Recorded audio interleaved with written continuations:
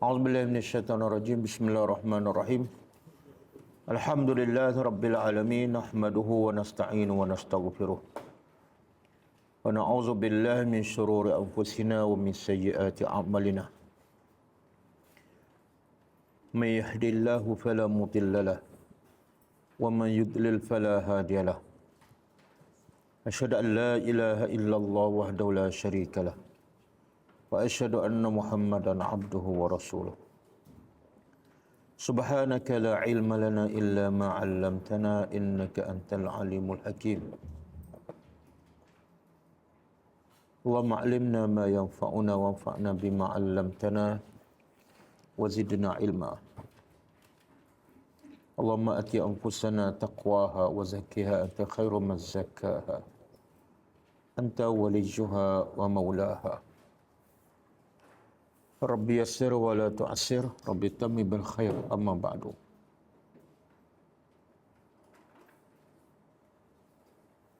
InsyaAllah kita sambung tadabbur surah Az-Zukhruf ayat 56. Ha? 57. Oh, 56 dah.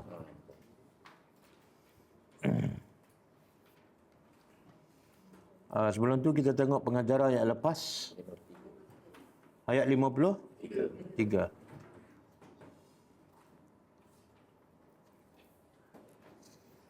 A'udzubillahi minasyaitonirrajim. Falawla ulqiya alaihi aswiratun min zahab aw jaa'a ma'ahu al-malaikatu muqtarinin. Maksudnya, kenapa tidak dicampak kepadanya, iaitu kepada Musa, gelang-gelang daripada emas, ataupun datang bersamanya para malaikat membantunya dan sebagai saksi. Pengajarannya, pertama, kemuliaan manusia bukan terletak kepada harta,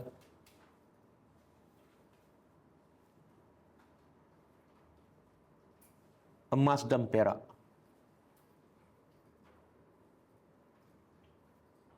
Sebaliknya, mulianya manusia kerana menjadi hamba yang sentiasa taat dan patuh kepada Tuhannya, walaupun dia miskin.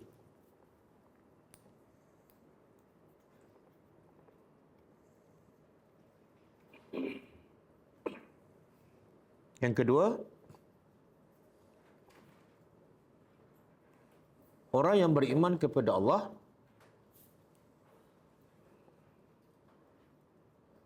tidak perlu kepada pembantu.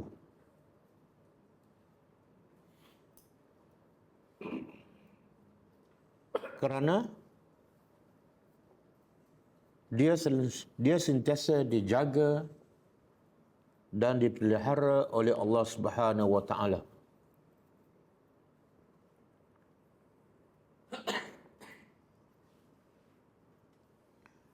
Dan sesiapa yang dijaga oleh Allah, dialah orang yang paling bahagia dan paling selamat hidupnya di dunia dan di akhirat.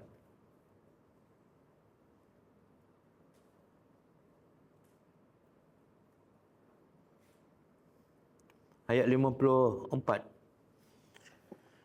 Fastakhaffa qaumahu fa'ata'uhu innahum kanu qauman fasiqin. Maksudnya, lalu dia, iaitu Firaun, merendah-rendahkan kaumnya, lalu kaumnya mentaati Firaun. Sesungguhnya mereka adalah kaum yang fasik. Pengajarannya pertama, Pemimpin yang zalim akan sentiasa memastikan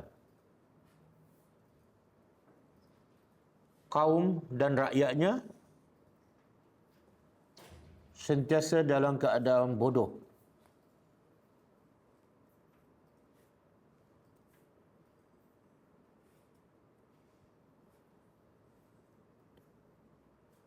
Khususnya jahil dalam agama.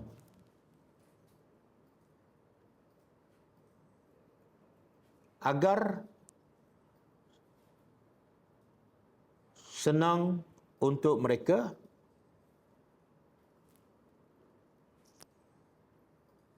mengarahkan kepada rakyatnya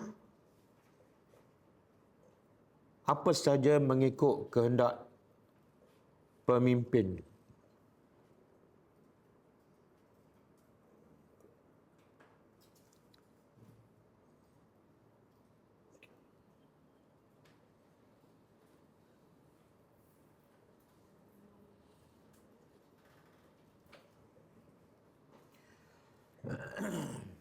Boleh, Dek? Sikit.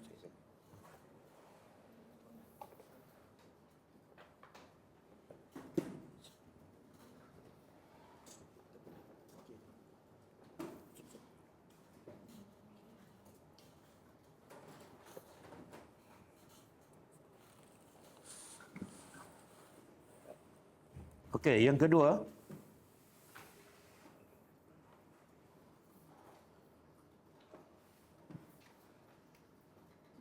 antara punca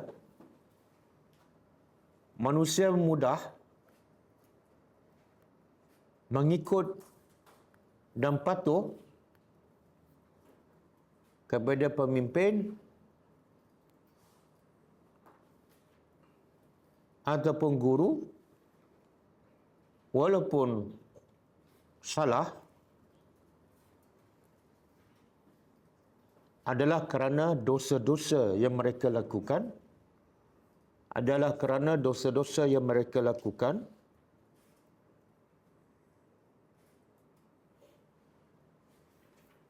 yang menjadikan mereka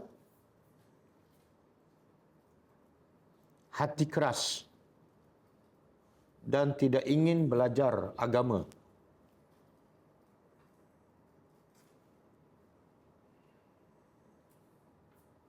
Yang boleh menyedarkan mereka.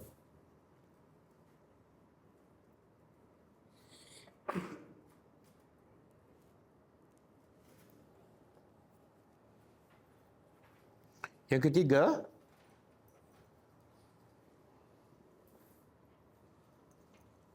semua yang tidak ingin belajar agama,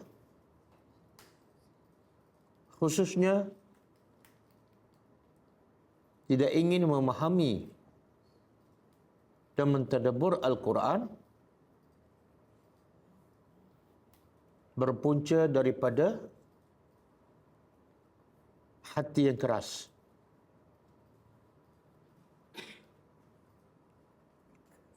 Akibat dari dosa-dosa yang dilakukan.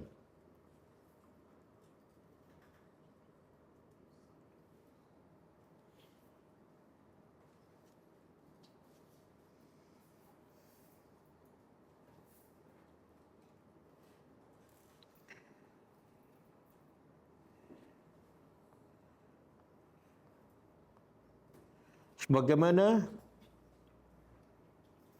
Allah sebut dalam surah Al-Mutaffifin. Sebagaimana Allah sebut dalam surah Al-Mutaffifin ayat 14.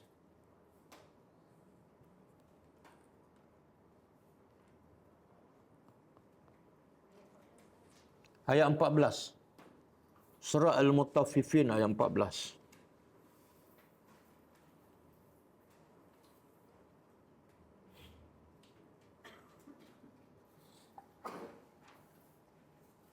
Alhamdulillah.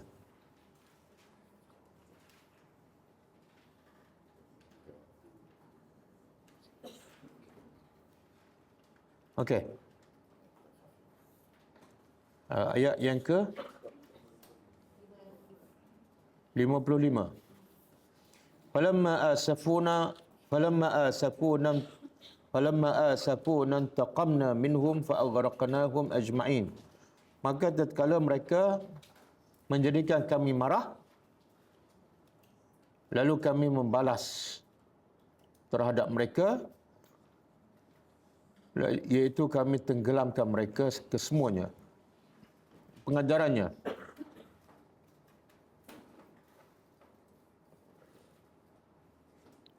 pertama,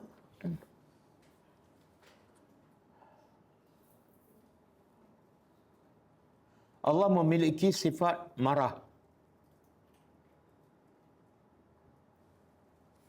Dan marah Allah ialah bila hambanya, marah Allah ialah bila hambanya kufur dan ingkar perintahnya.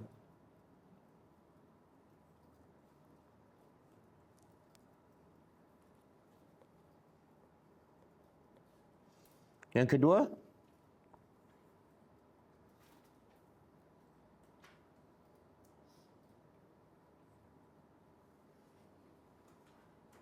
Allah tidak akan marah kepada sesuatu kaum,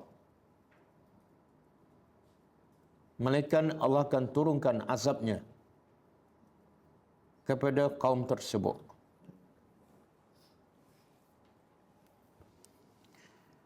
Bagaimana Allah binasakan Fir'aun dan semua pengikutnya.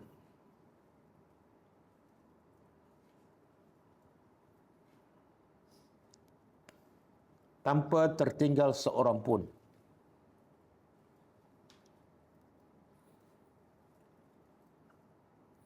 Ayat 56. Waja'alnahum salafan wa masalan lil akhirin. Lalu kami jadikan ia sebagai salafan,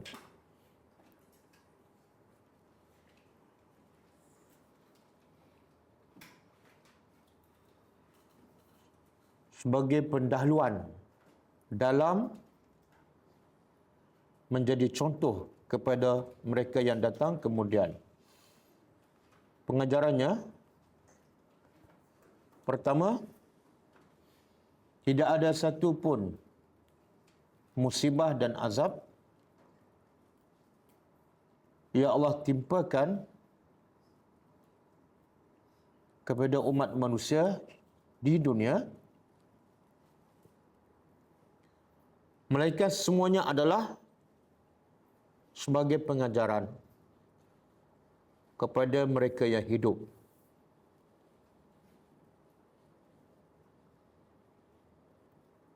Agar mereka yang hidup tidak mengulangi kesalahan yang sama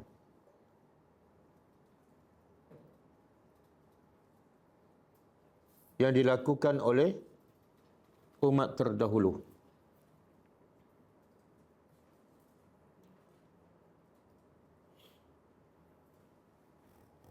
Yang kedua,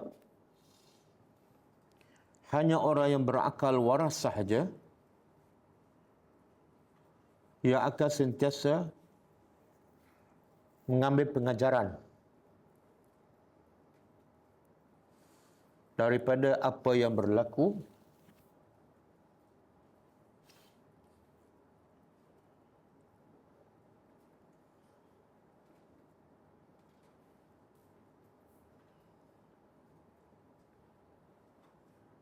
sama ada kisah-kisah di dalam Al-Quran atau apa yang berlaku setiap hari.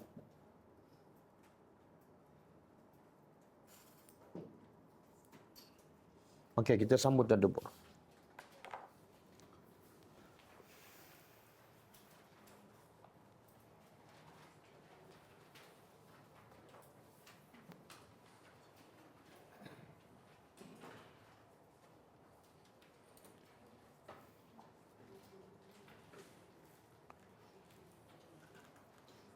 Hari ini ayat 57 ha?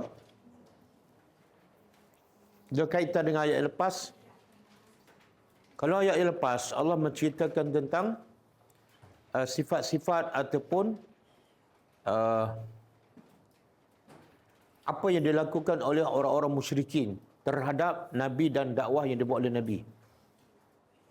Antaranya mereka menuduh Allah tu ada anak, dan anak Allah bagi orang musyrikin ialah malaikat. Kemudian dia menghina Tuhan lagi. Apa yang dia tak suka dia bagi pada Tuhan. Yang dia tak suka ialah anak perempuan. Itu dia kata bagi pada Allah. Okey, jadi ayat hari ini Allah nak sebut lagi tentang sikap buruk orang musyrikin bila Nabi menyampaikan apa sahaja kebenaran. Ayat 57 ni sebab turun ayat ialah dia panggil asbabun nuzul. Nabi bagi tahu kepada orang-orang musyrikin dalam satu hadis yang sahih, semua yang disembah selain daripada Allah tidak ada apa-apa kebaikan pun.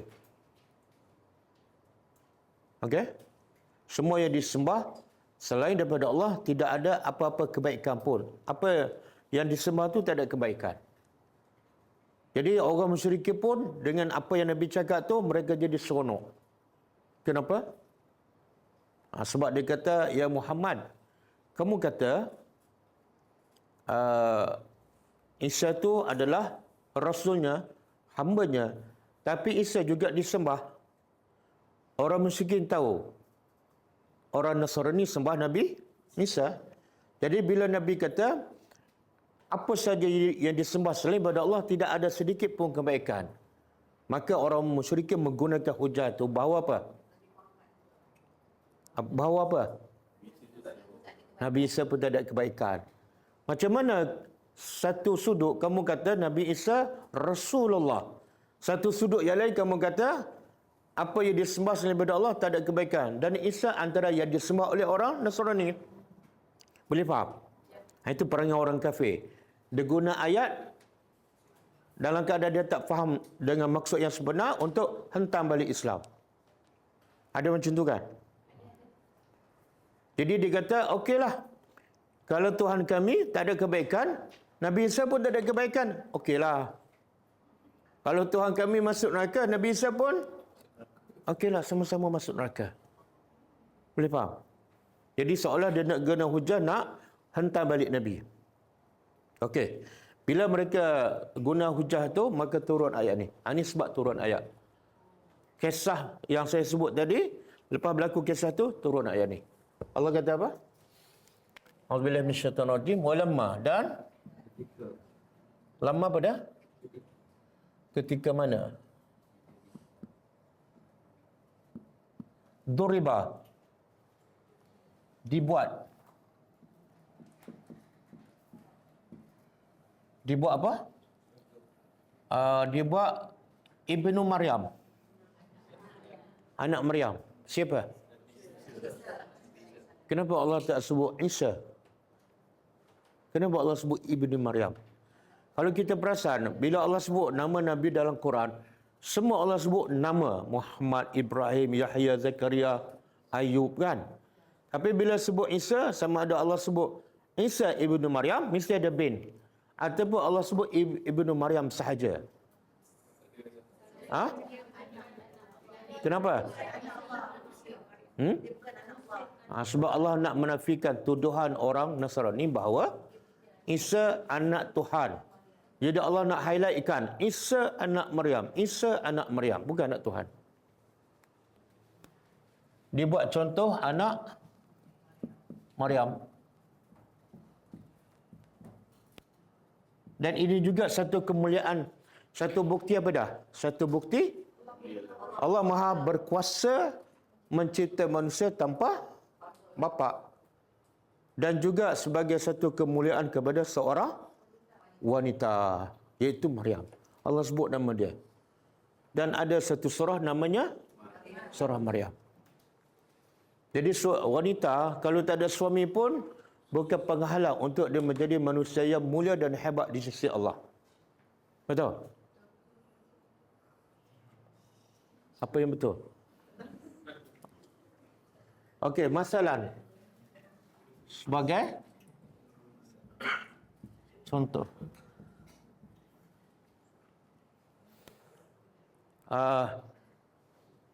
Tatkala Isa anak Maryam dibuat contoh oleh Allah. Contoh tentang apa ni? Sebagai seorang rasul, sebagai seorang hamba Allah. Tapi Nabi cakap apa tadi? Semua yang disembah selain daripada Allah tidak ada kebaikan. Bahkan dalam surah Al-Anbiya ayat 98. Cuba buka. Surah Al-Anbiya ayat 98.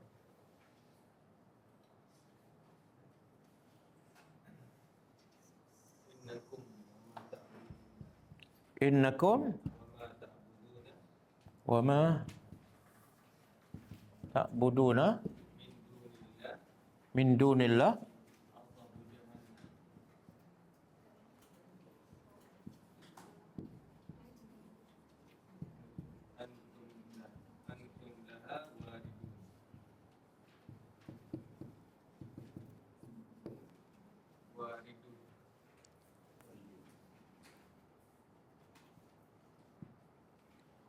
Okey. Al-Anbiya ayat 98. Innakum, sesungguhnya kamu, wa ma ta'budun, dan apa yang kamu sembah, min dunillah, selain daripada Allah.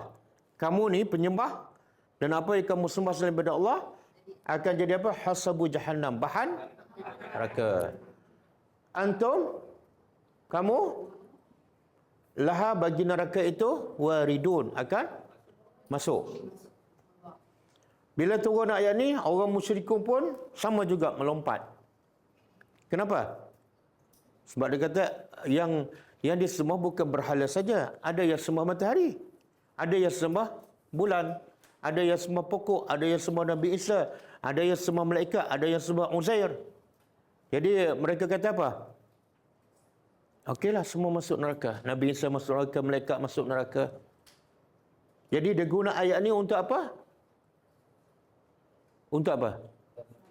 Untuk menidakkan apa yang Nabi cakap. Nabi kata, Isa, malaikat tak akan masuk neraka. Tapi dalam ayat ni kata, semua yang disembah selain daripada Allah, bahan neraka. Boleh faham? Macam mana kita nak jawab? Kalau pokok disembah, pokok masuk neraka ke? Ayat ni. Malaikat disembah selain daripada Allah kan? Malaikat. Masuk neraka ke? Tapi ayat ni bukankah bermaksud begitu. Macam mana nak tolak? Saya rasa saya pernah beritahu. Beritahu kan? Apa jawapannya?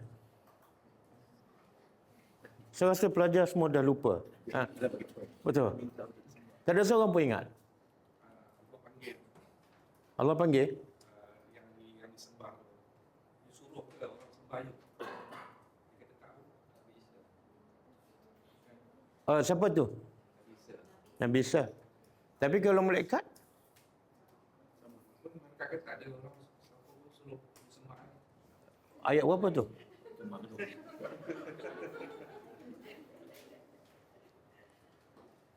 Okey, cuba buka surah yang sama. Ayat 101. Al-Anbiya juga ayat 101.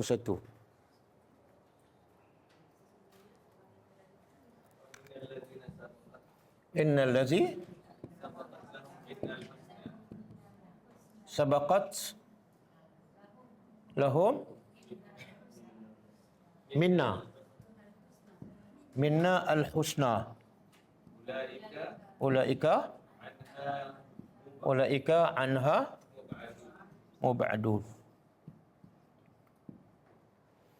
Sebab ayat ni datang selepas ayat ni kan. Ini ayat 98, ini 101. Jadi bila Allah sebut ayat ni, semua mengatakan, okeylah, Nabi Isa pun masuklah. Tak baca ayat sampai habis. Allah kata, innal lazina, sesungguhnya orang-orang yang lahum, bagi mereka, minna, bagi orang tu, daripada kami al-husna. Ada, kami dah catat dia adalah baik. Nabi Isa tercatat dia adalah Nabi baik. Maka ulaika, mereka-mereka ni, walaupun disembah tapi ditakdirkan mereka ni sebenar adalah baik. Maka mereka ini anha, daripada neraka, mubadun, dijauhkan. Yang tadi waridun, masuk. Yang ni mubadun. Boleh? Jadi ayat ni menjawab kepada, menjelaskan maksud ayat 98. Okey, kemudian Allah kata apa? Iza, tiba-tiba qaumuka,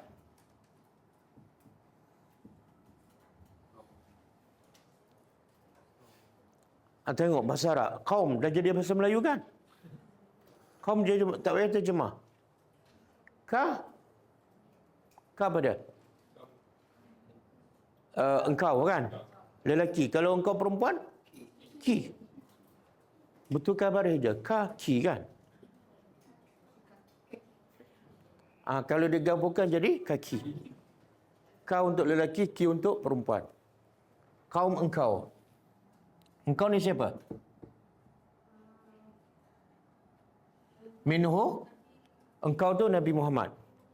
Bila dibuat contoh tentang Isa bin Maryam sebagai hamba Allah, sebagai Rasulullah, tiba-tiba kaum engkau, iaitu orang musyrik Mekah, dari contoh itu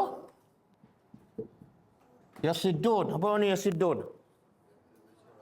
Mereka bersorak gembira. Kenapa? Ini peluang nak perkena balik Nabi.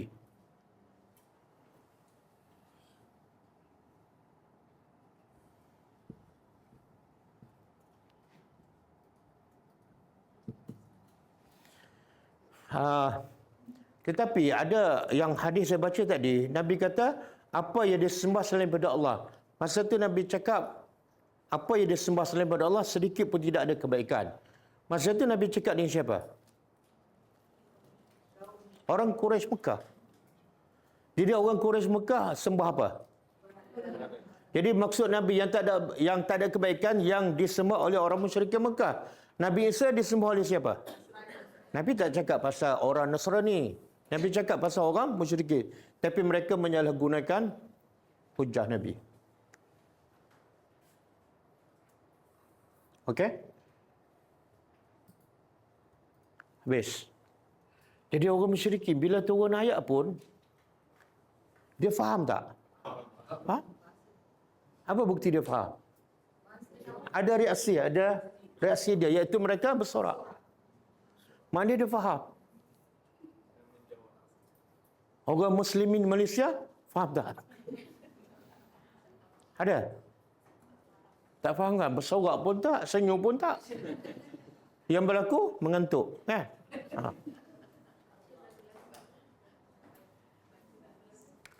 Okey, waqalu, dan mereka berkata, a'alihatuna, adakah alihah, Tuhan-Tuhan kami,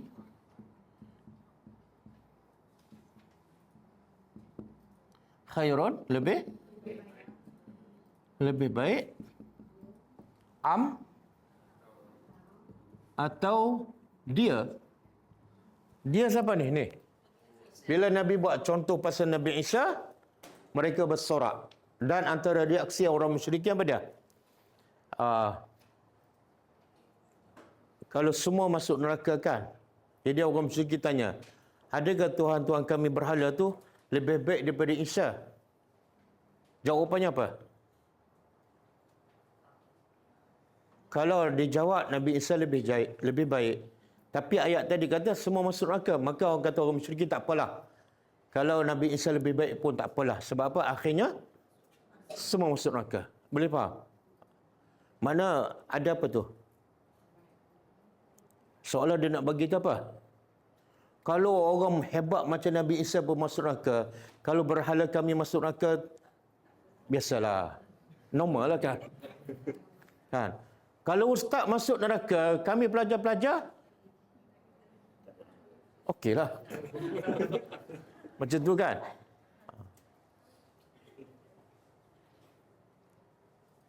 Ada tak ustaz-ustaz ni ayat ke hadis yang menunjukkan ustaz masuk neraka? Oh, cepatnya jawab. Allah tanya dia. Dia kata, you dulu dekat dunia buat apa? Oh, saya ajar jadi ustaz. Dia kata, membawa orang kepada kebaikan. Allah kata, you tipu. You nak glamour. You nak duduk atas pintas. Oh, macam ada pengalaman. Okey, lepas tu? Satu kata, sebab you tipu, you masuk ke dalam masuk neraka. Mana dia masuk awal ke masuk last? First kan? Itu satu. Itu sebenar hadis. Ada satu lagi hadis. Ahli neraka ni tengah-tengah kena bakar, tiba-tiba dia campak ada seorang. Dan dia dibakar sampai terkeluar isi perut. Jadi ahli neraka kena, ustaz ni. Dia kata, macam mana kamu duduk kat sini? Kan dulu kat dunia kamu ajar benda baik, kamu suruh orang buat baik, kamu larang orang buat benda mungkar. Kata ustaz ni, ya betul. Aku suruh orang tapi aku tak buat. Aku larang orang tapi aku buat. Lagi teruk daripada siapa? Anak murid tu. Kan? Dibakar sampai isi perut terkeluar dan dia tawah sekeliling isi perutnya. Hadis sahih. Jadi kalau ada ustaz yang kita tahu, dia tak membuat apa yang dia buat tak suka bikin lah. Kan tak suka bikin. Bolehkah kita ikut ustaz tu? Tak payah ikut lah, nak ikut apa lagi dah tak serupa bikin. Kalau dia mengajar, kita tahu apa yang dia ajar tu kita amal seperti dia. Adakah kita patut ikut belajar? Tak payah ikut. Tak payah ikut. Sebab dia guru ni, dia ada nilai-nilai yang baik. Nilai-nilai yang baiknya ialah contoh. Yang paling penting contoh, bukan apa dia cakap. Masa ada pelajar yang cakap kan, ada isu yang bila saya cakap, ustaz ni macam ni, pandai dia ni. Kita tak payahlah ikut dia, tapi apa yang dia ajar tu baik. Jadi kita ikutlah apa dia ajar, tapi walaupun pandai dia tidak mencerminkan dia tu. Tapi kita tak silap lah. Okey. Dia guru ni dia ada guru mursyid. Mursyid ni apa makna? Bila dia mengajar dengan ikhlas, apa yang dia ajar akan masuk dalam hati pelajar, dan kalau dia ikhlas, dia sebelum dia ajar dia buat dulu. Jadi bila dia buat, dia ikhlas, apa yang dia ajar masuk dalam hati pelajar dan pelajar akan berubah. Itu mursyid. Tapi kalau guru tu dia cakap tapi tak buat, dia bukan guru mursyid, dia tak ikhlas dan tak ada keberkatan. Bahkan Allah sangat murka siapa ni? Yang cakap, yang suruh tapi tak. Allah sangat murka dia. Jadi kalau kita belajar, lagi banyak dia cakap, lagi Allah semakin Allah murka. Punca apa? Semakin ramai yang belajar. Satu. Yang kedua, kenapa Allah murka pada orang macam ni? Yang suruh tapi tak buat. Sebab dia suruh tak buat, orang semakin benci pada agama. Orang kata apa agama ni? Cakap tapi tak buat. Akhir orang benci pada agama sebab perbuatan ustaz tu. Maka Allah murka pada ustaz tu kerana dialah orang tak suka pada agama. Betul? Berapa ramai yang cakap Islam ni cakap je. Nak adil, nak kasih sayang, tapi hentam orang. Nak bersatu, tapi buat sesuatu yang memecah belahkan. Jadi akhirnya orang benci pada agama sebab orang macam ni. Allah pun murka pada dia. Okey. Ustaz, dengan 100 benda dia ajar takkan ada 3-4 tunjukkan. Dalam 100 benda yang dia ajar, mungkin takkan tak ada sikit benda baik pun yang boleh kita masih tengok. Okey. Kalau ada 100, 2-3 benda ada kan? Ada ustaz lagi 150 benda baik. Pilihlah yang 50. Kan? Kenapa nak pilih yang 2-3 je? Okey. Okey. Ustaz, kalau kawan cakap seseorang ustaz tu tak berapa yang kita memang tak pernah tengok tak apa, kita boleh katakan dia punya niat tak ada masalah kan? Tak, dia sebab tu banyak Allah sebut dalam Quran ciri-ciri orang beriman bila dibaca ayat-ayat Allah.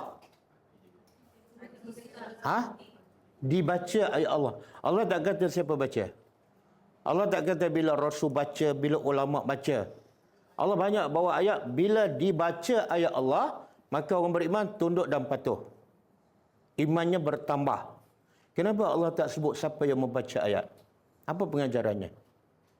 Allah nak bagi tahu kewajipan kamu tengok apa yang dia cakap. Jangan tengok siapa yang baca. Kalau apa yang dibaca ialah ayat Allah, kewajipan kamu tunduk. Boleh faham? Tapi sekarang masyarakat kita, dia bukan tengok apa yang ustaz cakap, tengok siapa ustaz tu. Itu salah. Ustaz tu sekian-sekian, belajar sekian-sekian. Walaupun hadis palsu dia terima, itu salah. Cara yang salah. Tapi kalau orang biasa cakap ayat Quran, cakap hadis sahih, wajib kita dengar walaupun dia bukan ustaz. Okey. Okey ke?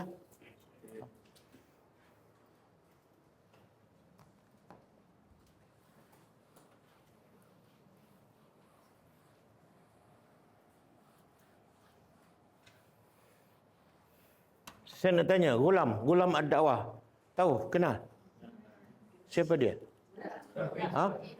Budak. Kan? Nabi rakam dalam satu hadis panjang. Hadis sahih. Ada ulama mengatakan kisah budak ni ada kaitan dengan kisah surah Al-Buruj. Kan? Kisah daripada seorang budak. Saya nak tanya, budak ni banyak tak dia belajar? Banyak tak guru-guru hebat dia? Hebat tak pakaian dia? Tak. Budak je. Tapi Allah rakam dalam Al-Quran. Dan Nabi rakam dalam hadis sahih dan ceritanya panjang lebar. Pasal seorang budak. Sebab apa dia hebat? Sebab dia ilmu banyak? Tak, dia budak. Sebab dia belajar universiti yang hebat? Tak, dia belajar dengan rahib tepi jalan je. Boleh faham? Nilai itu bukan sebab siapa dia. Di mana dia belajar. Tapi nilai pada setakat mana dia terima kebenaran, dia amalkan dan dia sampaikan. Okey. Ma darabuhu, tidaklah darabuhu. Mereka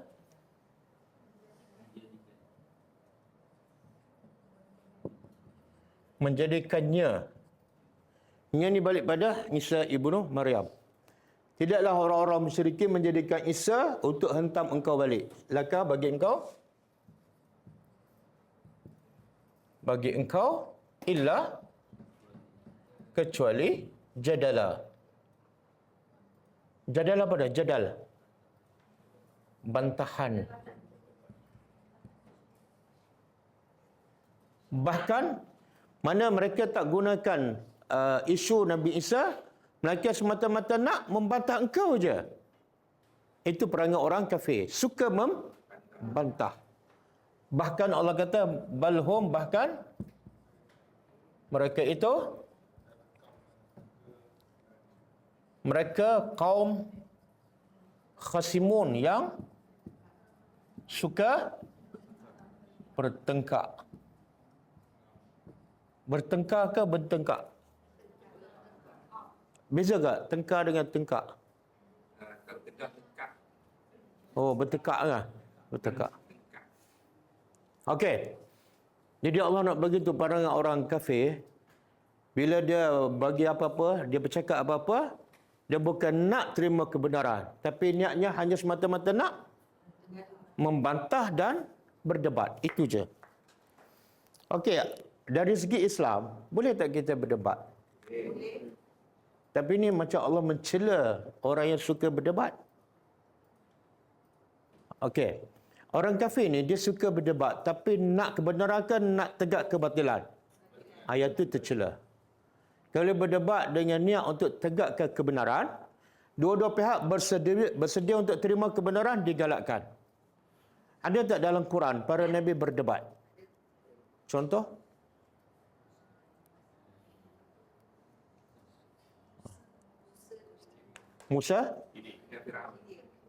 Musa dengan Khidir bukan berdebat. Musa dengan Fir'aun. Musa dengan? Fir'aun. Macam mana tu?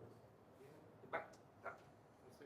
Fir'aun suruh kumpul rakyat dengan Itu bukan berdebat, itu lawan sihir kan? Nabi Ibrahim dengan pemerintah. Siapa? Nabi dengan kaum dia. Dengan Kaum dia. kaum dia. Mengenai dia Tak, Nabi Ibrahim berdebat dengan Raja Namrus. Ada kan dalam Quran? Ada. Surah apa? Oh, kisah Ibrahim, surah Ibrahim. Allah.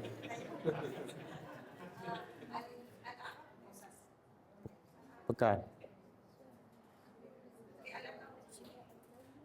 Surah Baqarah. Nampak sangat jarang baca surah Baqarah. Surah Baqarah kan? Cuba buka. Ayat berapa? Alam tara ila allazi haja Ibrahim fi rabbih an atahu Allah. Juzuk yang ketiga. Ayat 258. 258. Tengok bahasa Al-Quran. Allah kata alam tara. Allah kata pada Nabi Muhammad, kamu tak tengok ke? Kamu tak fikir ke? Orang yang berhujah dengan Nabi Ibrahim. Allah tak sebut nama. Yang berdebat dengan Nabi Ibrahim, Allah tak sebut nama. Tapi Allah sebut apa? Sifat orang ni. Apa dia?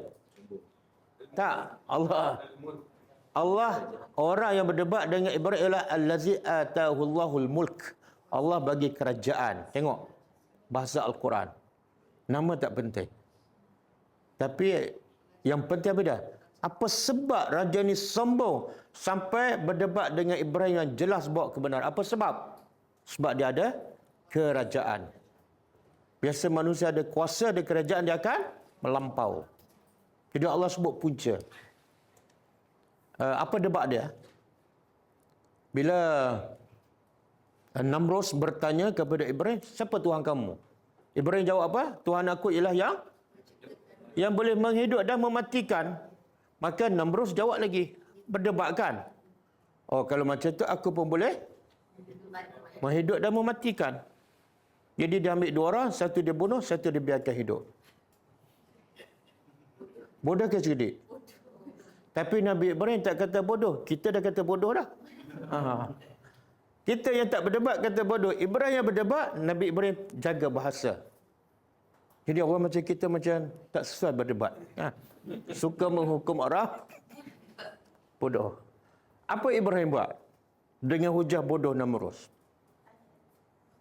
Ini cara Allah sebenarnya nak mengajar cara berdebat yang betul. Bila orang tu bagi hujah bodoh, jangan kata bodoh. Jangan tinggalkan dia. Tapi cari hujah yang dia tak boleh jawab dah. Hujah lagi tinggi dan dia terbungkam. Apa dia? Okey, Ibrahim kata, Tuhan aku bawa matahari terbit daripada sebelah timur. Sekarang kamu keluarkan matahari itu daripada sebelah. Dia nak jawab apa? Habis. Itu cara berdebat. Ini kita tak ada hujah, bodoh. Tak boleh pakai. Bodoh. Ada sabdu lagi, bodoh kan. Cuba buka surah Al-Baqarah ayat 231.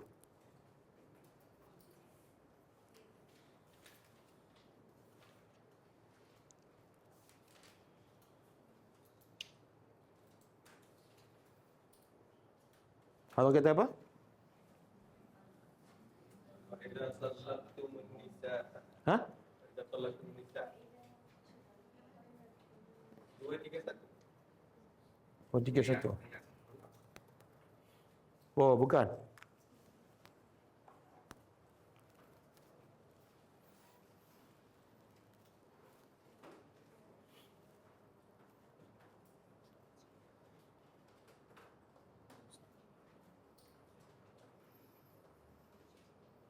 Sorry, 204.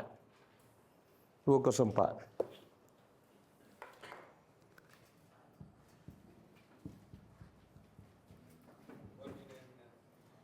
Wa minan nasi man yu'jibuka qawluhu yu'jibuka.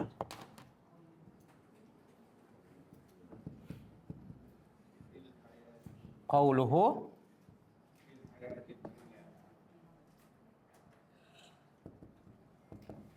Wa yushrikullah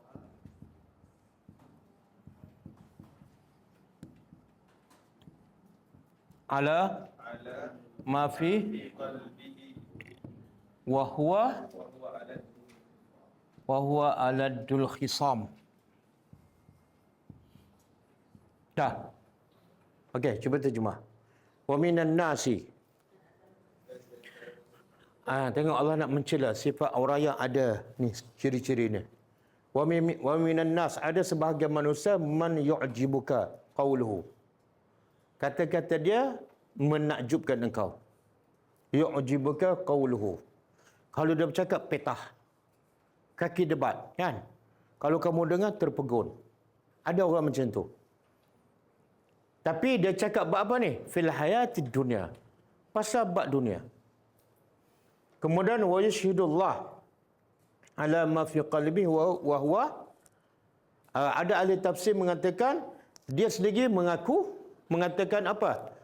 Allah sebagai saksi dalam hati aku bahawa aku ni adalah orang yang hebat. Bila aku bercakap orang kagum. Itu antara tafsiran dia. Okey? Tetapi dia sebenarnya adalah aladul khisam. Kaki gaduh. Ni. Khasimun khisam. Perkataan yang sama. Allah nak mencela apa ni? Orang yang suka berbantah dan suka bergaduh. Tapi bila dia bercakap kita kagum. Dia sebenarnya orang suka membantah, suka bergaduh ni sebab utamanya apa? Sebab dia tak ada hujah. Kalau dia ada hujah, kenapa nak bergaduh? Betul tak? Kalau kamu benar, ada hujah, bagi hujah. Tapi bila tak ada hujah, itu punca. Dia mula nak bergaduh. Hantam, maki dan sebagainya. Jadi ini sifat orang munafik. Sifat orang munafik suka bergaduh dan suka kalau bergaduh dia nak tegakkan kebatilan, bukan nak tegakkan kebenaran. Dan selepas ni Allah sebut ni, lepas ayat ni, antara sifat orang munafik. Ayat 206. Cuba tengok. Wa idza qila lahu ittaqillah. Bila dia buat salah, kita apa tegur? Ittaqillah. Dengarlah apa yang Allah cakap, ikutlah apa yang Nabi buat. Apa sikap dia? Akhazathul izzatu bil ismi. Izzah. Izzah ni rasa apa? Dia rasa mulia, dia rasa sombong, menguasai dirinya. Kemudian Allah kata, fahasbu jahannam. Orang macam ni, cukuplah baginya neraka jahannam. Penyakit apa yang Allah nak tegur dalam ayat 206? Apa tanda-tanda dia sombong? Pantang ditegur. Walaupun dia buat tu benda yang salah, kita kata ittaqillah. Siapa kamu? Kamu baru belajar kan? Aku dah belajar lama dan pengikut aku ramai. Ini ciri-ciri orang munafik. Sebab itulah, bila kita ditegur,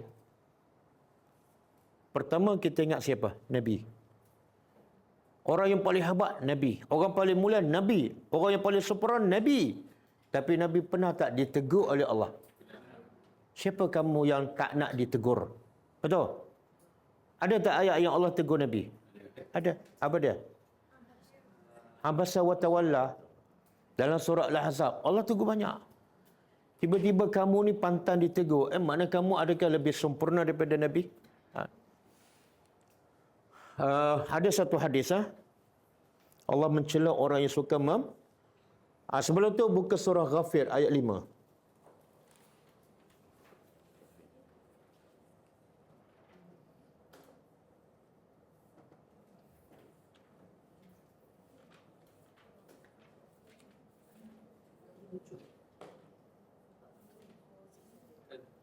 كذبت قبلهم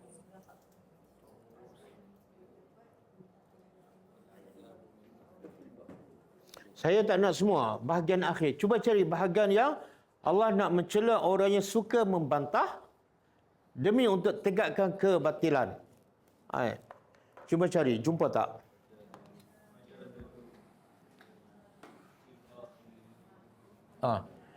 Cuba baca.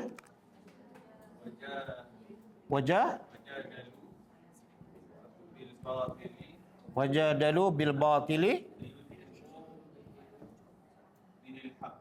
liyudhidu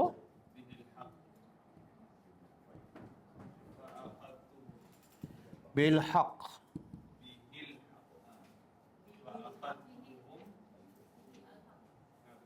Okey. Tak apa, saya nak ni je. Cuba terjemah. Wajadalu. Jadalu daripada perkataan ni, jidal. Mereka suka berdebat, tapi dia nak bawa apa? Bil batil. Dia nak berdebat. Ini Allah cela. Kalau kita berdebat dengan kebenaran, nak tegak kebenaran, tak salah. Tapi yang Allah cela, mereka berdebat dengan kebatilan. Apa tujuan? Liyudhidu bil. Dengan kebenaran dia nak hapuskan. Dengan kebatilan dia nak hapuskan. Ini Allah cela ni. Apa batil? Dan apa hak? Macam mana kita nak tahu yang ni hak, yang ni batil? Hak itu datang dari Tuhan. Kalau hak datang daripada Allah, al-haqqu min rabbika. Al-haqqu min rabbika.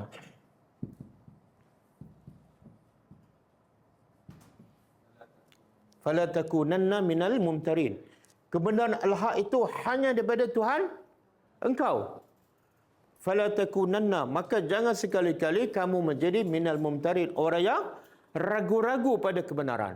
Haram kita ragu-ragu pada Al-Quran. Okey, apa pula batil? Apa saja yang bukan daripada Allah, batil lah. Betul? Kalau semua kebenaran daripada Allah, semua yang selain daripada Allah, batil. Yang daripada Rasulullah, kenapa? Okey. Saya nak bagi contoh kan. Orang duk sibuk, saya pun tak faham lah. Tapi kalau saya sibuk, kalau saya menyibukkan dengan benda ni pun, jadi isu juga. Tapi kalau saya tak sibuk pun, rasa tak puas.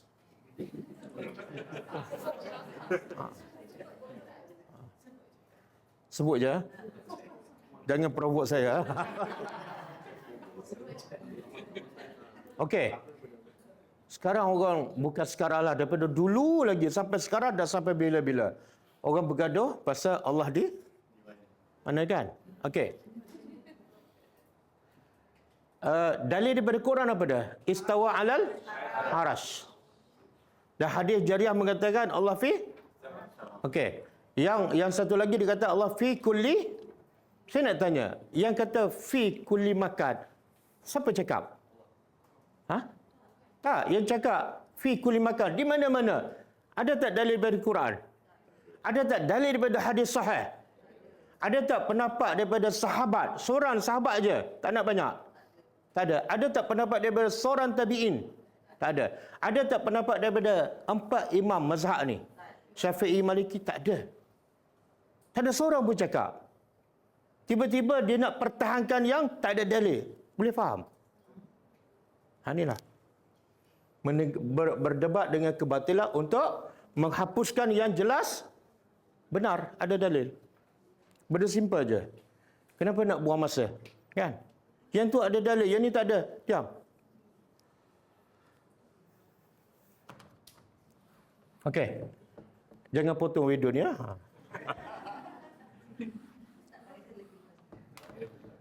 Okey. Kemudian Allah nak bagi tahu in huwa. Tidaklah dia illa kecuali abdun, seorang hamba. Siapa dia ni? Nabi Isa. Yang orang musyrikin guna hujah bahawa Nabi Isa pun akan masuk neraka. Dan orang Nasrani pula mengatakan Nabi Isa adalah anak Tuhan. Jadi Allah nak defend Nabi Isa. Allah kata, tidaklah Nabi Isa melainkan seorang hamba, bukan anak Allah, bukan Tuhan. Dan Allah puji lagi Nabi Isa. Hamba yang mana ni? Kenapa Nabi Isa hamba tapi terpuji? Sebab an'amna, kami memberi. An'amna daripada nikmat, kami memberi nikmat alaihi, ke atasnya. Okey. Apa nikmat yang Allah bagi pada Nabi Isa? Sebab masyarakat awam, bila kita tanya nikmat je, dalam kepala dia apa dia? Harta, sihat, umur panjang. Betul? Sekarang Allah kata, tidaklah dia melainkan hamba yang kami bagi nikmat. Apa nikmat yang Allah bagi pada Nabi Isa? Injil. Injil? Nabi? Boleh faham? Ada tak Allah bagi kekayaan pada Nabi Isa? Ada tak Allah bagi Nabi Isa tu kerajaan? Tak ada. Bahkan Nabi Isa sentiasa dihina oleh kaumnya dan pernah dirancang untuk dibunuh. Tapi Nabi Isa, Allah kata, dapat satu nikmat yang terlalu hebat, iaitu kenabian. Kenabian. Cuba buka yang tadi, surah Baqarah 231.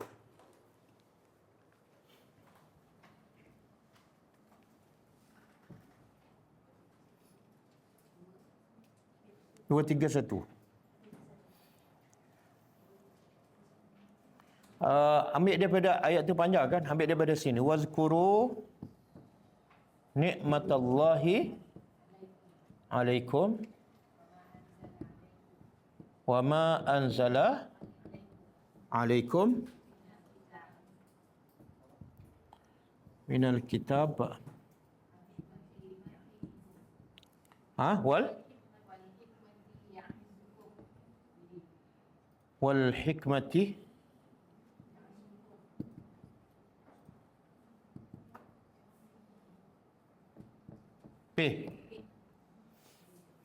Okey. Kalau Allah puji Nabi Isa dan juga semua para nabi lah, sebab Allah bagi nikmat pada dia. Apa nikmat itu? Kenabian kan? Jadi orang macam kita boleh tak nikmat tu? Tak dapat kan? Macam mana kita nak dapat nikmat macam para nabi tu? Ikut para nabi lah, betul tak? Kalau mereka nabi satu nikmat, maka kita nak dapat nikmat yang sama jadi nabi tak mungkin. Tapi kita boleh ikut jadi macam mereka. Apa yang nabi suruh kita buat. Contoh dalam ayat ni. Allah kata wazkuru. Ingatlah nikmat Allah. Nikmat Allah ke atas kamu. Kemudian nikmat Allah ni umum. Lepas tu Allah sebut detail. Apa nikmat tu? Wa ma anzala alaikum, dan apa yang diturunkan ke atas kamu minal kitab wal hikmah, dan saya nak tanya, Alkitab ni termasuk tak nikmat Allah? Al-hikmah termasuk tak nikmat Allah? Kalau dah masuk, apa perlu lagi Allah sebut? Sebab semua dah masuk dalam nikmat secara umum. Apa perlu Allah sebut? Bila dalam banyak-banyak nikmat, tiba-tiba Allah sebut satu benda, dua benda, makna Allah nak beritahu. Dalam banyak-banyak nikmat, yang paling special ialah Quran dan hadis. Saya bagi contoh lain. Dalam surah apa ni? Tanazzalul malaikah. Tanazzalul malaikah.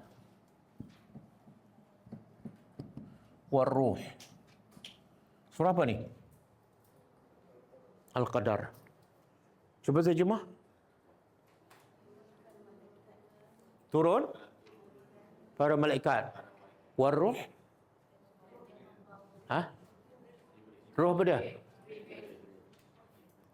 Roh ni Jibril ke roh? Jibril. Okey, Jibril masuk dalam malaikat ni. Masuk kan? Apa perlu sebut lagi? Special.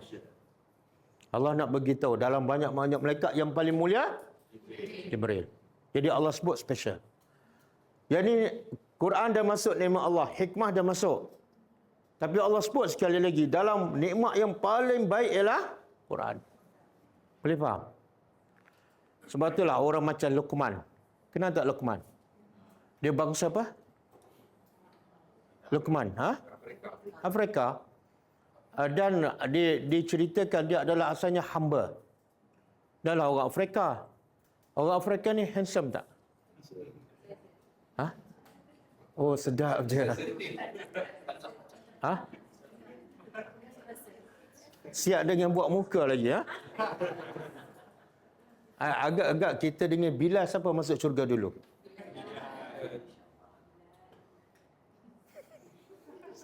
Okey. Luqman, orang kulit hitam, hamba. Apa hal Allah sebut kisah dia dan Allah namakan surah dengan nama dia? Kenapa? Dia orang Afrika. Hamba pula tu. Apa hal? Apa kelebihan Luqman? Apa nikmat yang Allah bagi pada Luqman? Sehingga Allah angkat kisah dia dalam satu surah yang lengkap. Dan Allah namakan surah tu dengan nama dia. Dia bukan Nabi. Sebab apa? Allah kata apa? Walaqad atayna Luqmana al-hikmah. Nampak tak? Ini sama ke? Kehebatan, kemuliaan Luqman sebab Allah bagi nikmat terbaik. Bukan harta tapi hikmah. Sehingga cara Luqman didik anak Allah rakam dalam Quran. Sebagai panduan untuk kita semua. Al-Baqarah, malaikat dan iblis. Itu macam nak kata iblis itu bukan dalam malaikat dan juga iblis itu bukan special.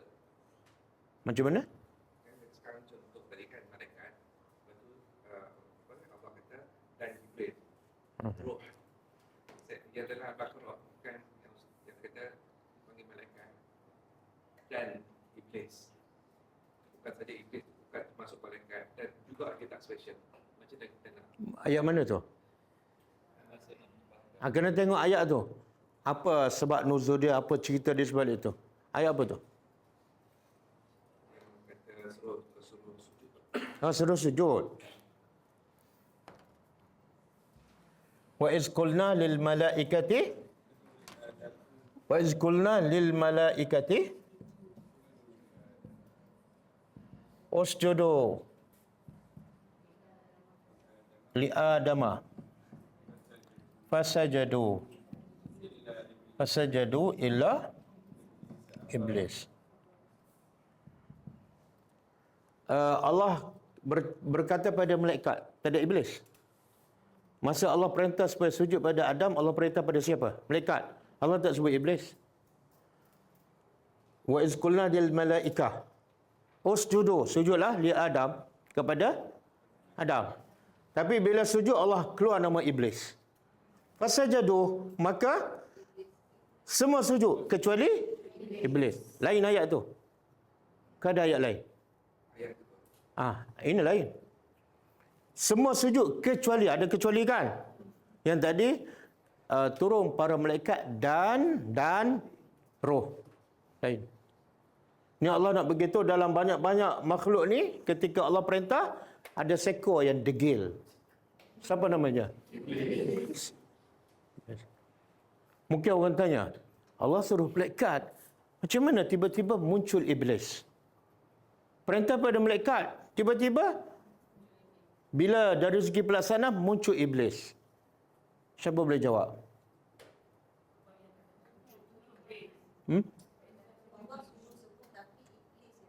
Apa pula Allah suruh semua? Allah kata, wa iz qulna lil malaikah. Ketika mana kami kata kepada malaikat. Apa dia? Dia di kalangan malaikat. Macam mana dia boleh duduk bersama malaikat? Iblis daripada apa? Dicipta daripada apa? Malaikat? Cahaya. Dan malaikat tempatnya di mana?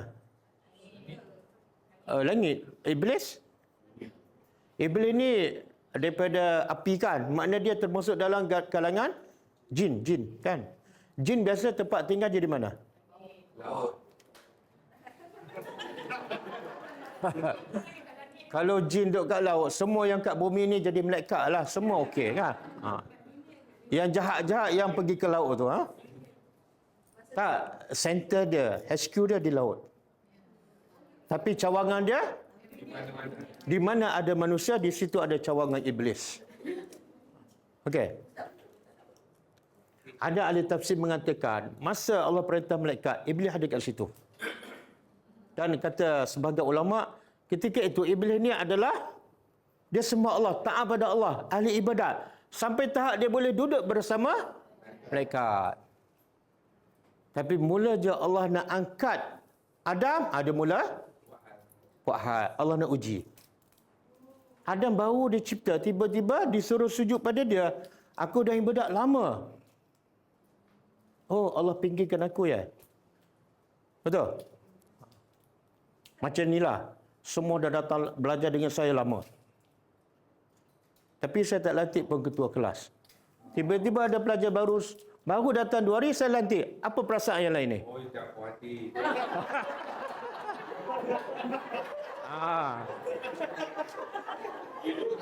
Ini ada perangai siapa ni?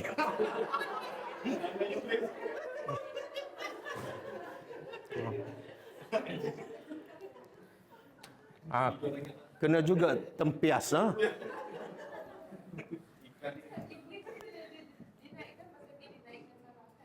Ada pendapat mengatakan sebab dia kaki ibadat. Bila kaki ibadat dia boleh duduk bersama malaikat.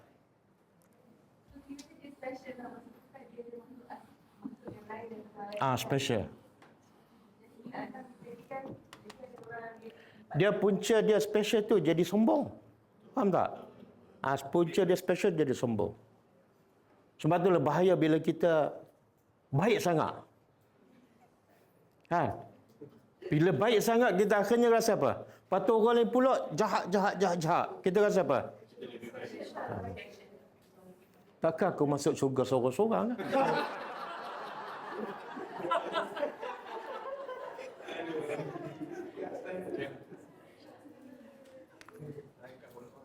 Okey. Waja'alna dan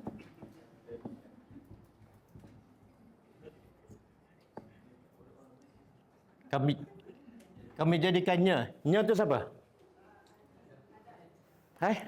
Adam pula. Tiba-tiba muncul Adam.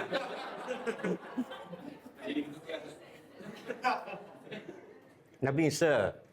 Dan kami jadikannya Nabi Isa masalan pada contoh libani Israel untuk okey, contoh dari segi apa ni? Contoh kepada Bani Israel. Ini juga menunjukkan Nabi Isa khas untuk Bani Israel je. Bukan untuk bangsa yang lain. Contoh ni dari segi apa?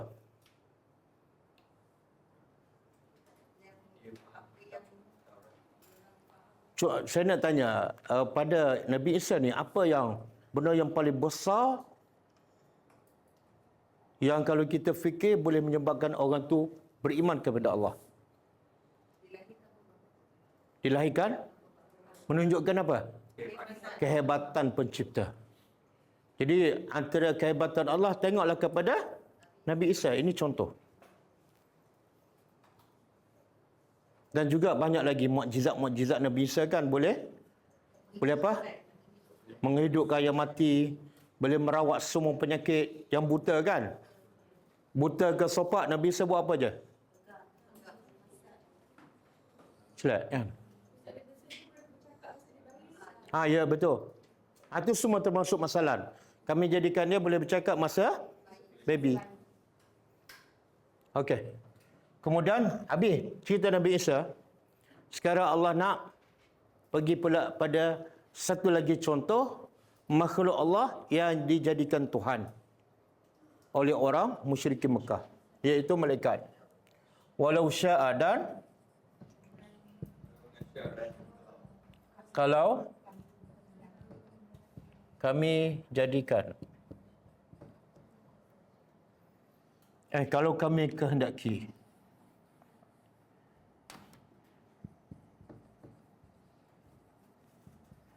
Laja'alna, pasti kami jadikan, minkum, daripada kalangan kamu, malaikah, para malaikat, fil ardi, di bumi, yakhlufun, sebagai pengganti kamu.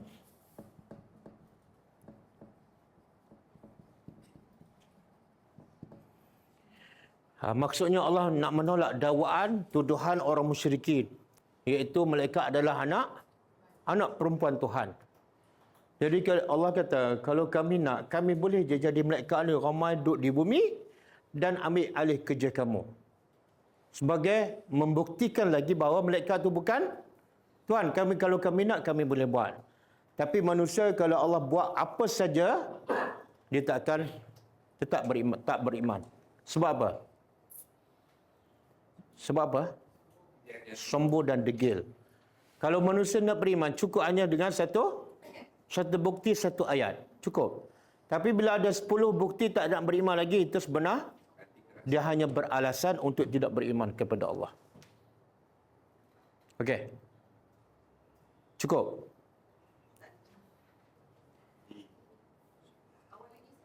Awal lagi? Hadis. Tak, saya bukan nak berhenti. Saya tanya cukup ke tak. Ada satu hadis.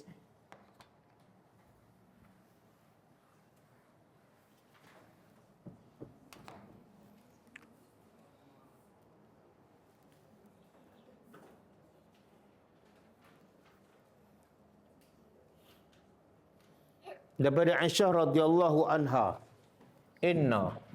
qala Rasulullah SAW, inna abghadha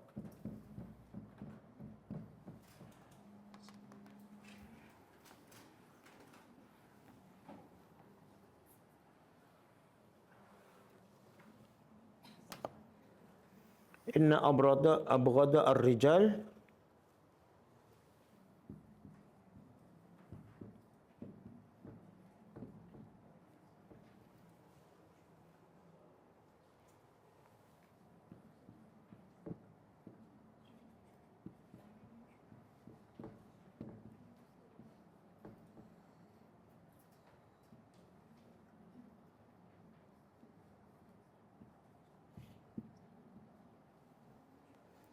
maksudnya, inna sesungguhnya, abghadha, sebenci-benci, ar-rijal, manusia, ilallah, kepada Allah. Mana antara orang yang paling Allah benci? Siapa? Al-aladdu al-khisam, orang yang suka berbantah, suka bergaduh. Sifat buruk. Kecuali dia berdebat untuk menegakkan kebenaran. Kan biasa kita bergaduhkan. Kebanyakan orang bergaduh ni biasa tak ada tujuan ataupun nak tegakkan pendapat masing-masing, bukan nak tegakkan kebenaran. Jadi mereka ni adalah antara orang yang paling Allah benci. Jadi elakkan berdebat. Sebab tu kalau ada orang komen video saya tak jawab. Kalau saya jawab jadi apa? Dia jawab lagi, buang masa saya aja. Biarkan apa? Tak, biarkan si lonceng. Saya baca tak habis, jangan habis. Buang masa, penat dah. Ramai lagi orang jahil yang perlukan ilmu kan. Jangan buang masa pada benda yang tak bermanfaat. Okey. Ada soalan pasal ayat yang kita tadabbur? Yang last kali saya katakan tentang suka gaduh kan. Macam mana kita nak faham dengan hadis Rasulullah SAW kata lebih baik orang tu dia jalan je, tak gaduh balik. Ada Rasulullah SAW kata kalau orang tu boleh buat macam tu, dia akan guarantee syurga. Dia. Oh, okey. Ada satu hadis Nabi kata, ada syurga, dia boleh nampak daripada luar. Mana istana dia boleh nampak daripada luar. Dan Nabi kata, sahabat tanya, syurga tu untuk siapa? Nabi kata untuk orang yang dia meninggalkan perdebatan walaupun dia di pihak yang benar untuk mengelakkan pergaduhan. Subhanallah, akhlak tu. Sampai Nabi bagi tahu tawarannya ialah syurga yang hebat. Siapa ni? Orang yang dia di pihak yang benar, dia berdebat tapi akhirnya dia tinggalkan, dia mengalah. Bukan sebab dia kalah, tapi sebab nak mengelakkan daripada apa kehebatan orang ni sampai Nabi bagi tawaran syurga. Kita bila kita di pihak yang benar dan orang tu memang salah terang-terang, kita nak berhenti susah, betul tak? Kenapa aku nak berhenti? Aku di pihak yang benar, aku ada dalil. Betul? Tapi kalau aku teruskan tak kesudahan. Mereka tak terima juga, tak apalah, aku mengalah. Walaupun orang kata aku takut, biarlah. Ini kehebatan. Dia boleh tahan nafsu untuk tidak teruskan debat. Tetapi kalau membawa kebaikan, tak ada masalah. Itu maksud dia. Okey. Dia praktis dengan isteri lah. Boleh dengan siapa saja. Dan isteri boleh praktis dengan suami. Tak, isteri memang banyak ilmu sebab pergi kelas tadabbur. Dia ada hujah macam-macam. Suami pula tak ada dalil kan. Tapi suami ni suka berdebat, tak nak mengaku kalah. Maka isteri kata, kalau aku berhenti ni besar tawaran ni. Tak apalah, abang nak menang, ambil lah. Bukan senang tu. Kadang-kadang dengan anak kita, kadang-kadang dengan mak bapak kita kan. Mak bapak kita buat benda yang bid'ah. Kita bagi hujah, dia tak ada hujah pun. Ni tok guru mak 7 keturunan dah buat kan. Itu je. Kita kata tak apalah mak. Okey. Hadis. Daripada atas.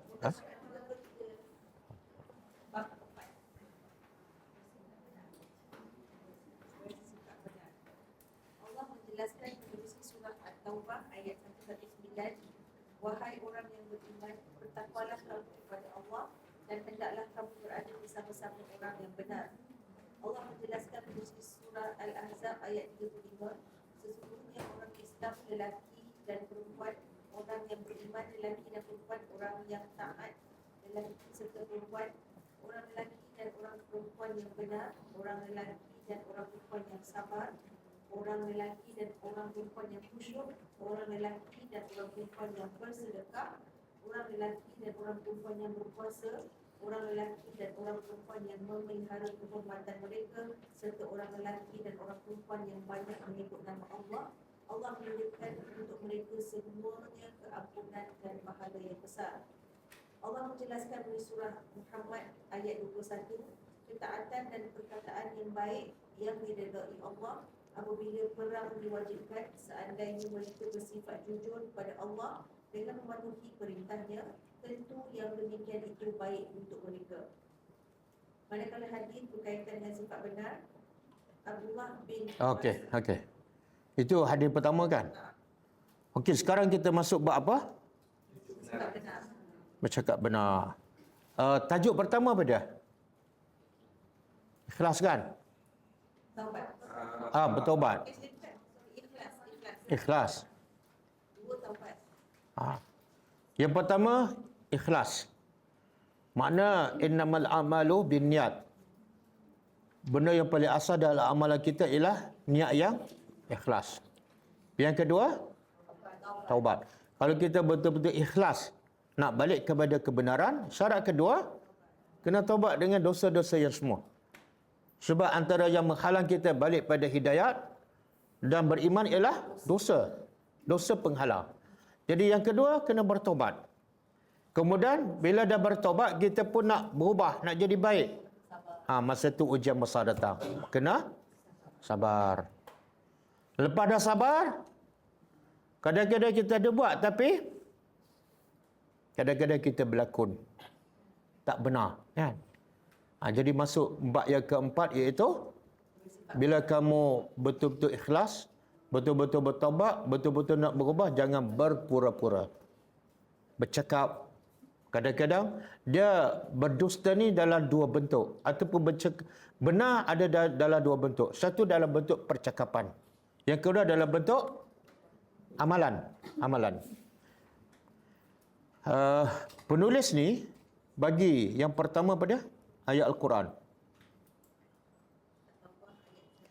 Surah At-Taubah ayat 119. Ya ayyuhallazina amanu ittaqullaha wa kunu ma'as sadiqin. Wahai orang beriman. Wahai orang beriman. Satu, Allah perintah apa? Bertakwalah pada Allah. Yang kedua, jadilah kamu bersama orang-orang yang benar. Sebab apa? Kadang-kadang dah beriman. Kadang-kadang bertakwa, tapi kadang-kadang kita bercakap bohong. Bila tu? Kadang-kadang dalam keadaan kita terdesak, bercakap bohong dengan suami, dengan anak, dengan bos kita, kan? Bila tu? Lepas balik haji, lepas bulan Ramadan, kadang-kadang bercakap bohong juga. Jadi Allah kata, wahai orang beriman, satu bertakwa, yang kedua, jadilah bersama orang-orang yang benar. Ayat ni, 119 ni, turun mungkin adanya apa ni? Siapa ingat? Ayat 119, Allah kata, wahai orang beriman, bertakwalah pada Allah, dan jadilah kamu bersama orang-orang yang benar. Siapa contoh orang yang benar tu? Ayat ni mengisyaratkan kepada 3 orang sahabat yang penting dalam peperangan Badar. Kita dah belajar kan? Siapa orang tu?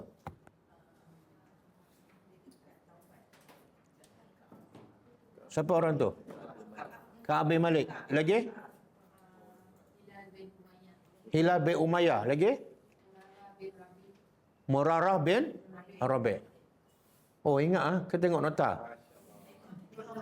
Dah agak dah. Okey. 3 orang ni kita tahu kan kisah dia. Yang penting dalam peperangan Tabuk ni ramai orang munafik, 70 lebih. Jadi orang munafik ni buat alasan tipulah. Bila Nabi balik daripada peperangan, mereka ready nak cakap bohong. Bila mereka cakap bohong, Nabi pun okey, jalan. Okey? Tapi 3 orang sahabat ni termasuk Ka'ab bin Malik. Dah prepare dah nak cakap bohong. Lagi pula Ka'ab bin Malik kata, aku ni ahli pidato, aku pandai bercakap. Kalau setakat orang munafik boleh tipu Nabi, aku ada reka ayat apa. Tapi bila depan Nabi, tak terkeluar. Dia pun bercakap benar. Dia tak fikir dah. Kesan dia bercakap benar tu, risikonya apa, dia tak fikir dah. Yang dia fikir apa dah? Allah akan murka. Dia pun bercakap benar. 3 ni, 3 sahabat bercakap benar. Masing-masing bagi tahu sebenarnya mereka memang tak nak pergi. Tak ada alasan pun. Akibat mereka cakap benar, apa Nabi hukum mereka? 40 hari. 40 hari ke berapa hari? 50. Betul kan maklumat tu? 50 hari. Mula-mula 40, lepas tu tambah 10 kan? Besar tak kesan risiko bercakap benar? Sehingga Allah rakam dalam Quran, 3 sahabat ni rasa dunia tu sempit sangat. Kenapa sempit? Bumi Madinah luas. Tapi sebab Nabi orang yang paling Allah sayang, manusia yang paling hebat, paling mulia, tak bercakap, tak jawab salam. Maka dia 3 rasa, ya Allah, dunia ni macam hidup tak ada guna. Kan? Kesan cakap benar. Boleh faham? Tapi lepas tu, apa kesan baik bercakap benar? Allah turun ayat, terima taubat. Bila Allah turun ayat, terima taubat mereka 3 orang ni, apa mereka dapat? Surga, confirm. Dan semua orang-orang yang baca ayat berkenaan kisah 3 orang ni akan tahu cerita, oh hebatnya. Bukan sebab dosa besar mereka, tak.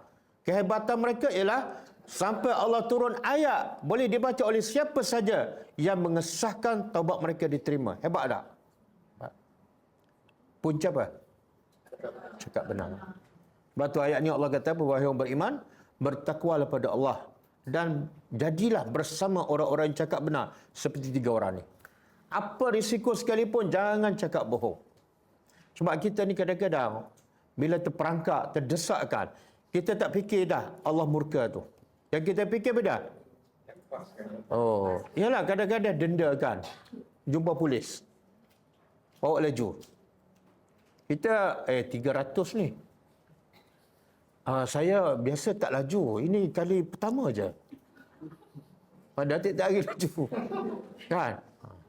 Jadi, maaflah. InsyaAllah saya tak ulang. Bohong tak? Sebab apa bohong? Takut 300. Tapi hukuman Allah tak ada dalam kepala. Betul? Maka Allah kata, jadilah orang bercakap benar.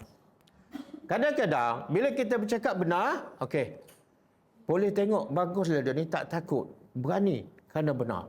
Walaupun kena denda, okey, saya bebaskan. Kadang-kadang kan? Benda simple je.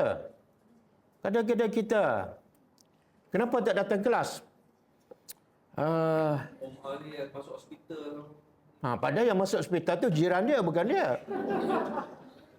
Cakap benar je. Kenapa tak datang kelas? Ustaz, saya dah tak suka pada ustaz. Okey, tak ada masalah. Kan? Okey. Saya tak kecil hati pun. Kadang-kadang dia malu kan, nak beritahu. Teruknya aku tak datang kelas, lepas tu tak beritahu. Lepas tu terserempak pula dengan ustaz. Nah, benda ni berlaku spontan kan? Okey, apa cakap bohong tu? Dan apa cakap benar? Apa definisi cakap benar? Siapa yang SPM, BM dia dapat A+. Bagi definisi cakap benar. Ni kalau yang MCKK mesti BM dia A+ ni. Definisi cakap benar. Tak bercakap benar. Bila orang tu dikatakan cakap benar dan bila orang tu dikatakan berbohong. Tak ada pengalaman ke berbohong? Oh, semua cakap benar. Bagilah definisi cakap benar.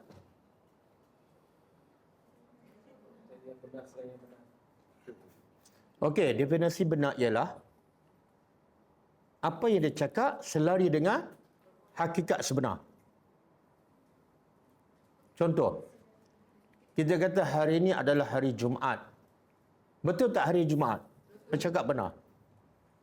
Tapi kalau kita kata hari ini adalah hari Sabtu, yang kita cakap tak selari dengan yang sebenar, berbohong. Walaupun kita tidak ada niat berbohong. Jiran saya tak ada rumah. Dia pergi haji. Padahal bola haji dah lepas. Cakap bohong. Walaupun dia tidak niat berbohong pun.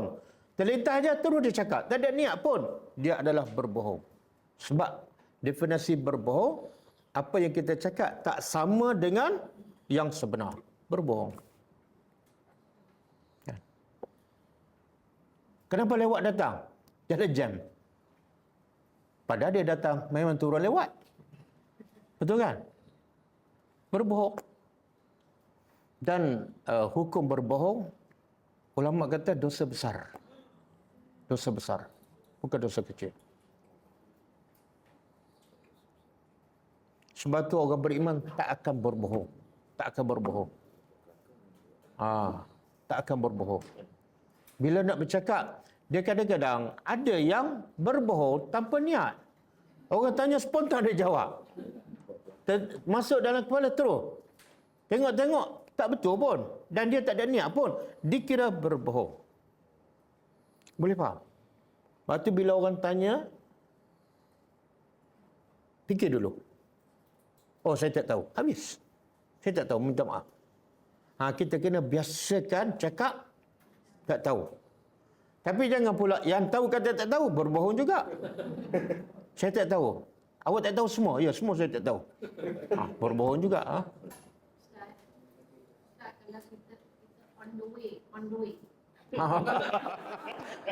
Ini cerita pengalaman ni. Dah. Mana ni tak sampai lagi? On the way. Pasal dalam rumah lagi. Berbohong. Baru rumah. Baru keluar rumah. Baru siram pokok. On the way. Berbohong. Kadang-kadang kita tahu, ini memang ni on the way duduk dalam rumah lagi. Betul? Biasa tak? Kenapa kita tak boleh nak cakap benar? Minta maaf, saya terlewat. Saya baru nak keluar rumah. Cakap benar. Sebab kita tak terbiasa bercakap benar. Betul? Yang kedua, kita nak jaga imej kita. Kita ni bukan jenis orang tak tepat janji. Betul tak? Ya Allah. Ni. Tajuk ni penting.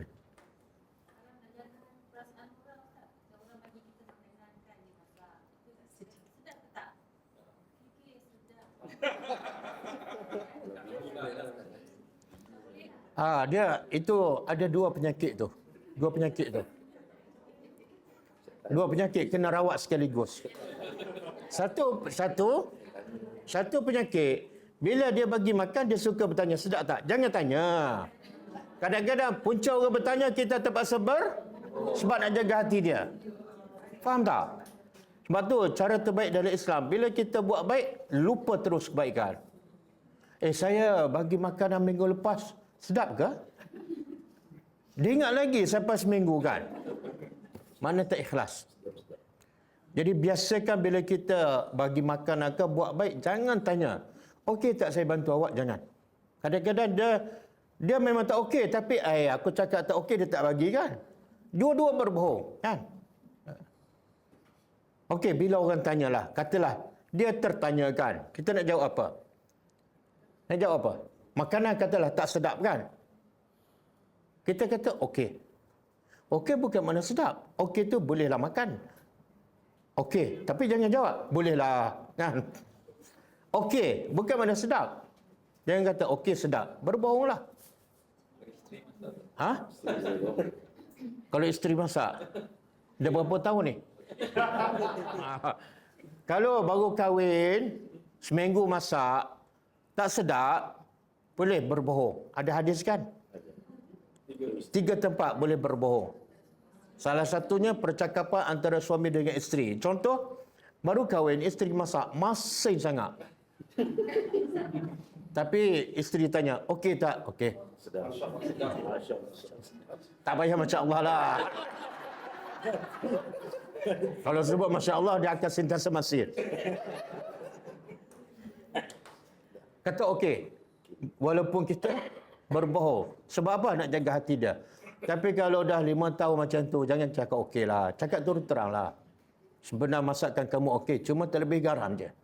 Sila abang lah sebab beli garam banyak. Okey. Yang kedua, boleh berbohong bila kita nak mendamaikan orang. Kenapa Islam membenarkan berbohong? Sebab mendamaikan orang bersatu matlamat yang besar dan punca Islam kuat. Demi nak kuatkan Islam, ketika itu dibenarkan berbohong. A dengan B bergaduhkan. Macam mana nak damaikan? Ketika itu dibolehkan berbohong. Yang ketiga dalam peperangan. Okey. Jadi saya nak sebut sekali lagi ya. Bila kita belajar tapi tak amalkan, dah satu dosa. Yang kedua, bila kita dah terbiasa cakap bohong, ini dosa besar.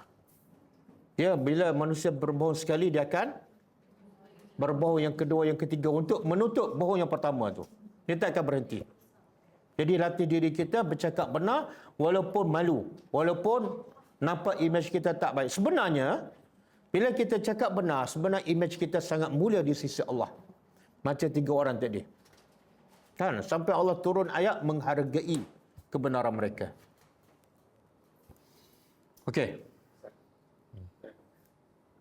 Ada hadis kan Al-Quran yang kata apa? Semua benda yang dalil lah kot. Yang semua benda mulut kita ni akan disoalkan. Ya, ayat Quran. Ayat Quran surah Qaf. Ma yalfizu min qawlin illa ladaihi raqibun. Nanti tidak ada satu perkataan pun keluar daripada mulut kita melainkan ada raqib, atid yang mencatat. Ayat Quran surah Qaf.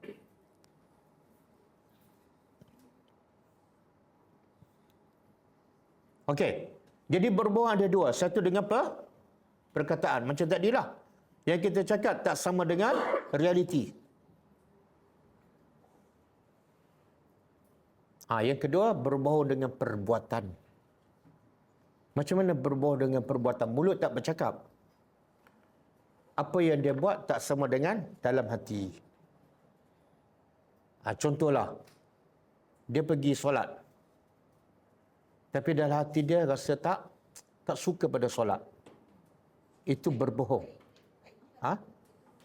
Ialah berbohonglah. Dalam hati tak sama dengan di luar. Nampak solat macam khusyuk kan. Tapi sebenar, fikiran melayang, berbohong. Sebab tu orang munafik kan. Kenapa dia digelarkan munafik? Adakah sebab dia tak solat? Solat. Adakah sebab dia tak bersedekah? Sedekah. Tapi amalan zahir dia, solat sedekah tak sama dalam hati. Apa yang dia buat tu hati dia tak setuju. Sebab tu orang munafik ni adalah pembohong yang paling besar.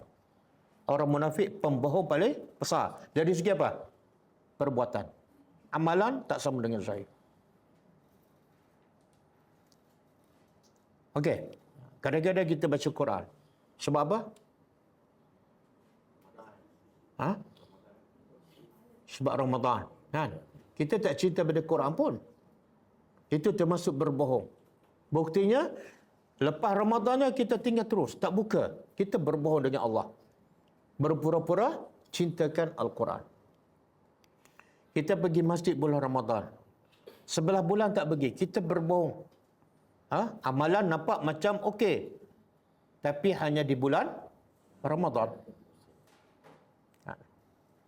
Kadang-kadang kita dengan suami, dengan isteri kan. Kita buat nampak macam okey. Tapi sebenar, tak okey. Okey ke? Okey ke KO?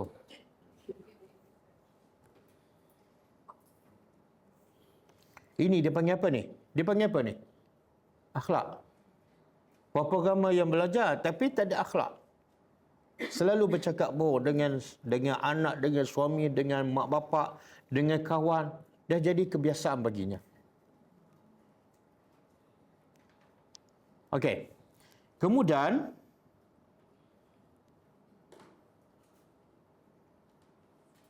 sebab tu, kedudukan orang yang bercakap benar, sama ada dari segi perkataan dan perbuatan, ranking dia nombor 2 selepas para Nabi. Kita tahu kan, ranking paling tinggi para Nabi. Ranking yang kedua selepas para Nabi siapa? Orang yang bercakap benar dari segi perkataan dan perbuatan.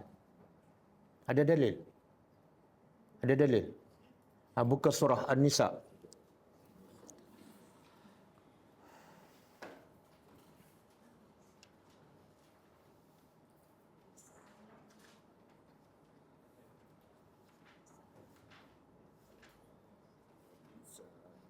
Ayat berapa dah? Uh,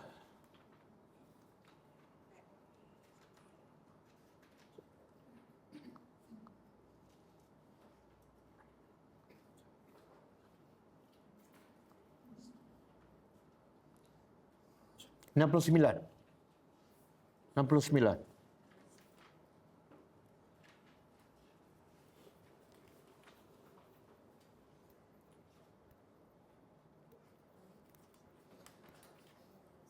Ada? Okey, Allah kata apa?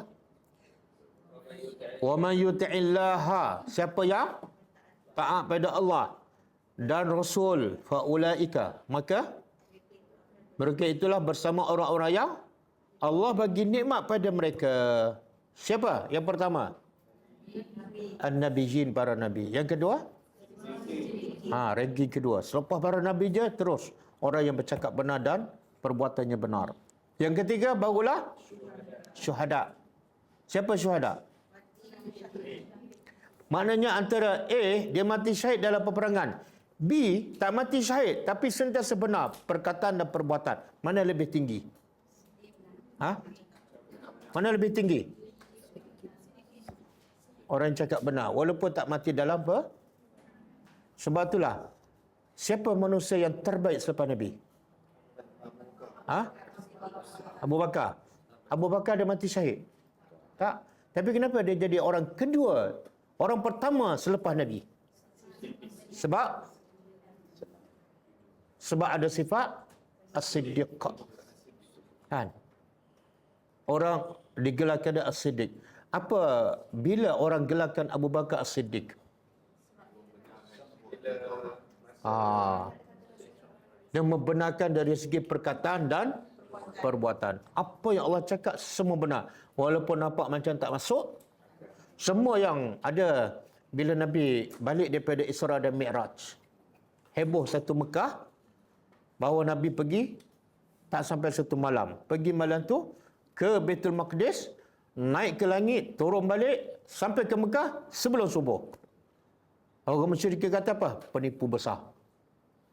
Jadi dia guna hujah tu untuk hasut Abu Bakar supaya Abu Bakar menolak Nabi.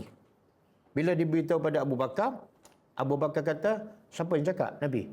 Kalau Nabi cakap semua betul. Nampak tak kehebatan Abu Bakar? Jadi kehebatan Abu Bakar bukan setakat perkataan, tapi perbuatan dia sama tak dengan Nabi.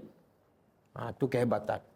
Kita kadang-kadang mulut percaya Quran, mulut percaya hadis, tapi perbuatan kita tak sama. Bahkan dalam tafsir ni, Syarah Riyadhus Salihin, ulama mengatakan termasuk penipu ialah yang buat bid'ah ni.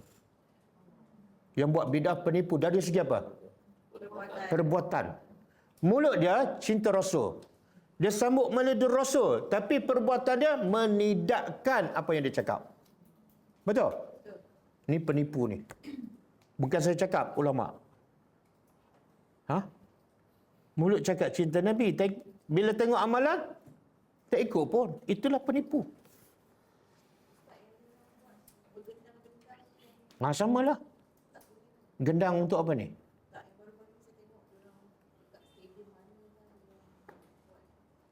Tapi mereka menggunakan nama Nabi kan? Gunakan nama Nabi. Okey.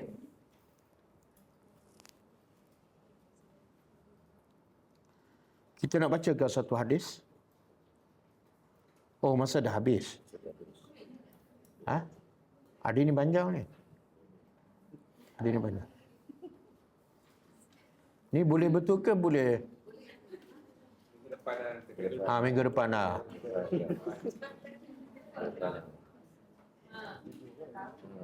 Sebab hari ni panjang, nanti sampai pukul 12 mula dah tak khusyuk kan? Kita sambung minggu depan. Hari ni panjang.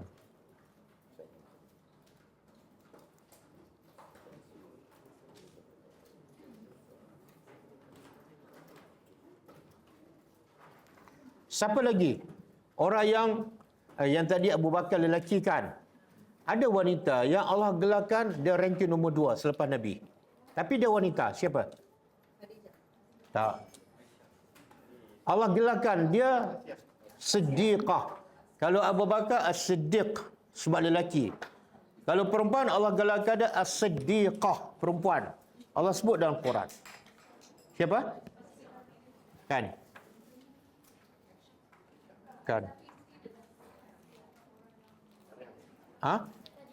Maryam ni yang kita belajar ni. Allah kata dalam Quran wa ummuhu siddiqah.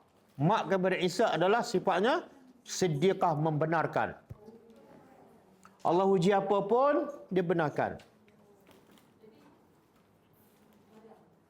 Maryam. Okey, insya-Allah kita jumpa minggu depan. Kita tutup dengan membaca tasbih kafarah.